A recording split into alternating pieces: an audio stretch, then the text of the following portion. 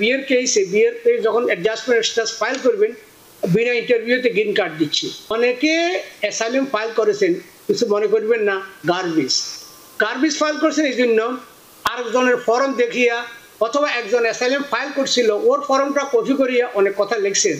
Asylum application is not that simple. বর্তমান যে পরিস্থিতি চলছে আসলে চলাফেরা করার সময় কি কোনো ধরনের কোনো কাগজপত্র নথিপত্র সঙ্গে রাখা জরুরি কিনা? কেন সি ওর আইডি দেখা গেল আপনার আইডি সাথে আনেন নাই, তখন মনে করবেন নিশ্চয় আপনিও অবৈধ, অথচ আপনি সিটিজেন, আইডি নিয়ে ঘুরেন না।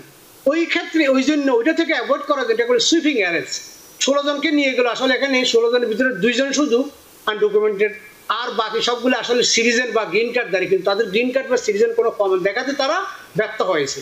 তো সেজন্য তারা টেম্পোরারি তাকে ডিটেন করবে, তখন আবার আপনার বাসা থেকে কাগজ আইডি ফাইডি নিয়ে গেলে হয়তো সময় আবার আপনাকে ছেড়ে দিবে। স্টিল নাও তারা কেস করতে পারবে। যেমন যারা ম্যারেজ বেস, যাদের বিয়ে করতে চান, স্বামী বা স্ত্রী আছে এখানে, বিয়ের কেস এক্সিলেন্ট এখনো অনেক বিয়ের কেসে যখন অ্যাডজাস্টমেন্ট স্ট্যাটাস ফাইল করবেন বিনা ইন্টারভিউতে গ্রিন কার্ড দিচ্ছি। It's very good. Asylum case, affirmative asylum, defensive asylum কোনো নিষেধাজ্ঞা করে নাই। আপনি যথাযথ আইনজীবীর মাধ্যমে, ল ফার্মের মাধ্যমে ফাইল করেন, আপনার ফাইল করার এখনো সুযোগ রয়েছে। আর একটা কেভিয়াট, একটা ভেরি ভেরি ইম্পর্টেন্ট কথা আমি এখানে বলবো, অনেকে অ্যাসাইলাম ফাইল করেছেন, কিছু মনে করবেন না, গার্বেজ ফাইল করেছেন এই জন্য আরেকজনের ফর্ম দেখিয়া অথবা একজন অ্যাসাইলাম ফাইল করছিল ওর ফর্মটা কপি করিয়া অনেক কথা লিখছেন। Asylum application is not that simple. সেখানে দেখা গেল ফর্মে আবার ইনকনসিস্টেন্ট স্টেটমেন্ট আছে, তথ্যগত ভুল আছে, স্টেটমেন্টে প্রচুর সমস্যা আছে। তাদের প্রতি অনুরোধ যেন আপনাদের ফাইল রিভিউ করেন আইনজীবীর মাধ্যমে, ভালো ল ফার্মের মাধ্যমে যারা ইমিগ্রেশন ওয়ার্ক করে। কারণ দেখা গেল আপনাকে যখন ডাকবে তখন একটা সিরিয়াস প্রবলেমে পড়তে পারে। যদি দেখা যায় যে আপনার অ্যাপ্লিকেশন ছিল ফ্রডুলেন্ট, মিথ্যা, ভুয়া, বানোয়ার, সেক্ষেত্রে তো আপনি অ্যাপ্লিকেশনটা অ্যাপ্রুভ হবেই না।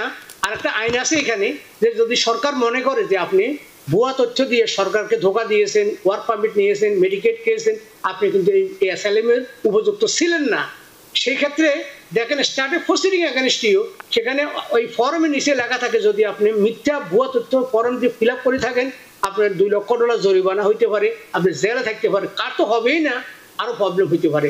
সুতরাং ওই প্রিভিলেজ অ্যাপ্লিকেশন, এটাকে বলা আইনের ভাষায় বলে প্রিভিলেজ অ্যাপ্লিকেশন এবং ফ্রডুলেন্ট অ্যাপ্লিকেশন।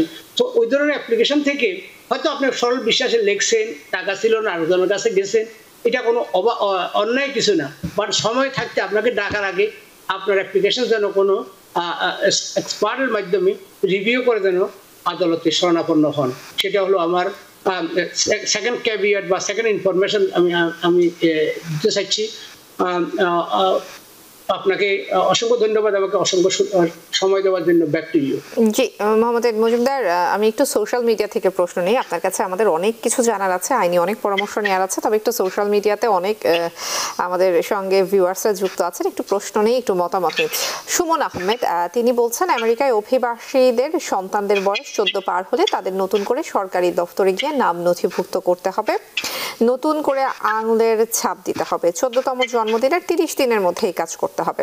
হোমল্যান্ড নিরাপত্তা বিভাগের তরফ থেকে বিবৃতি দিয়ে জানানো হয়েছে অভিবাসীদের সন্তানের বয়স 18 পার হলে তাদের সবসময় আমেরিকায় বসবাসের বৈধ নথি সঙ্গে রাখতে হবে। এই প্রশ্নটা আসলে অনেকেই করছেন, শুধুমাত্র এই ক্ষেত্রে না, সব ক্ষেত্রেই, যে কেউ যখন এই বর্তমান যে পরিস্থিতি চলছে আসলে চলাফেরা করার সময় কি কোনো ধরনের কোনো কাগজপত্র নথিপত্র সঙ্গে রাখা জরুরি কিনা? আপনার কথা ছিল এলিয়েন রেজিস্ট্রেশন।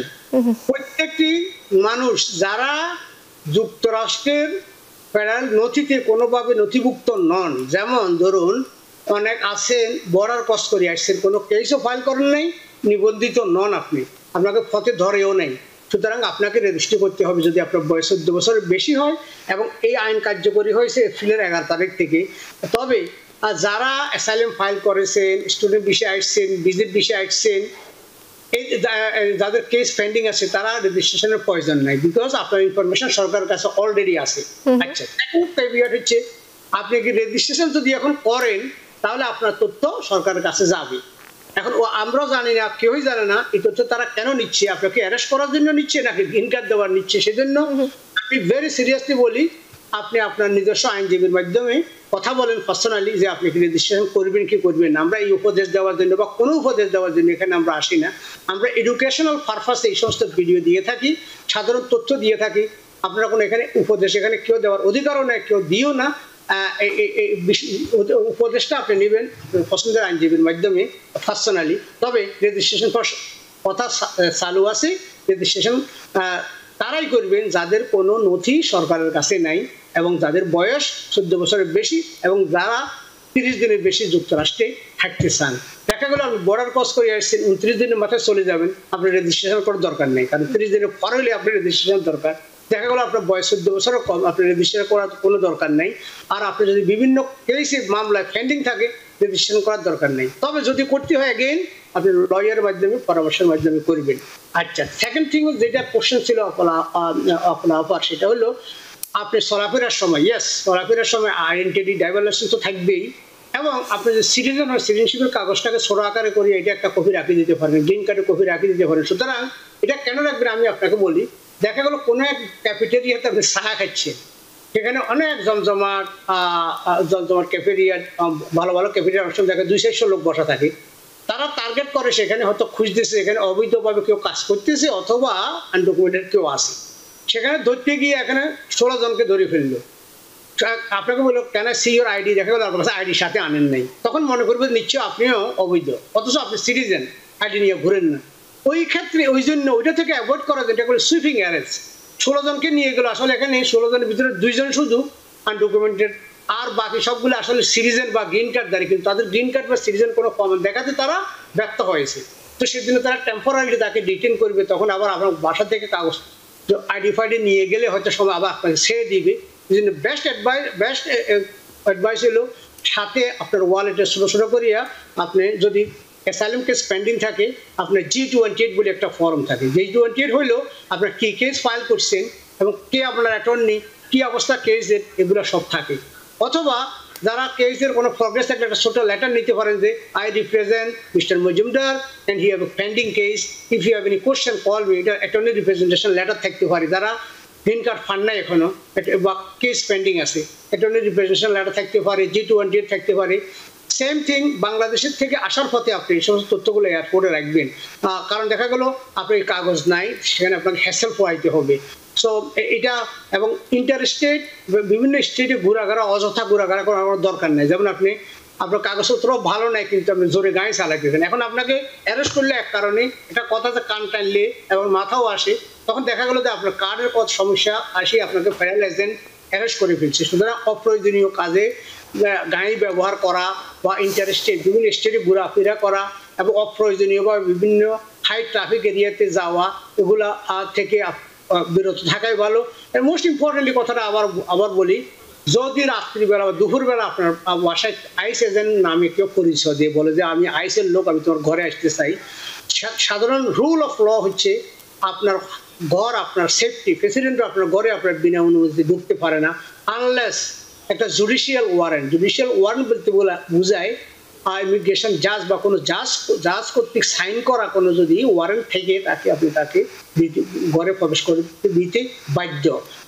এছাড়া ওই সাইন করছে ওই কাগজ আছে, ওয়ারেন্টের কাগজ আছে, এই সমস্ত বিষয়ে অনেক সময় আপনাকে ঢোকার না দিলেও আপনার কোনো অসুবিধা হবে না।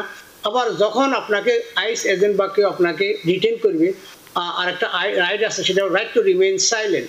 আপনি কথা না বলে চুপ থাকার অধিকার রয়েছে এবং অ্যাটর্নি রিপ্রেজেন্টেশন ডিমান্ড করার অধিকার রয়েছে, সেটাও আপনারা মাথায় রাখবেন। এবং কয়েকজন আত্মীয় স্বজন যেখানেই যাচ্ছেন, যারা vulnerable, যাদের সমস্যা আছে, তারা আপনার কয়েকজন আত্মীয় স্বজনের ফোন নাম্বার সাথে রাখবেন। কারণ অনেকে দেখা গেল ফোনে সবার সব ফোন নাম্বার ফোনে লেখা আছে, এখন ফোনটাই হারাই ফেলছে অথবা আইস ফোন নিয়ে গেছে, তাহলে আপনি ওই কাগজটা যদি আপনার সাথে থাকে একটা কাগজে যে আপনার আত্মীয় স্বজনের নাম, সেক্ষেত্রে আপনার ডিটেনশন সেন্টার থেকে ফোন করতে দেওয়া হয়, আপনি ফোন করতে পারবেন। সুতরাং ফোন নাম্বারটা এমনি সাজানোর ক্ষেত্রে আমি যখন প্রমোশনাল ভিডিও দিয়ে থাকি, আমি বলে থাকি সবাইকে it is better to manually কয়েকটা লোকের ফোন নাম্বার, আপনার loving and caring person, wife, husband, niece, nephew, কয়েকজনের নাম্বার যদি রাখেন, কয়েকজনে কল দিতে পারেন। Back to you offer. জি, নিউ ইয়র্ক থেকে সম্প্রচারিত TVN 24 টেলিভিশন, বিশ্বজুড়ে বাঙালির কণ্ঠস্বর।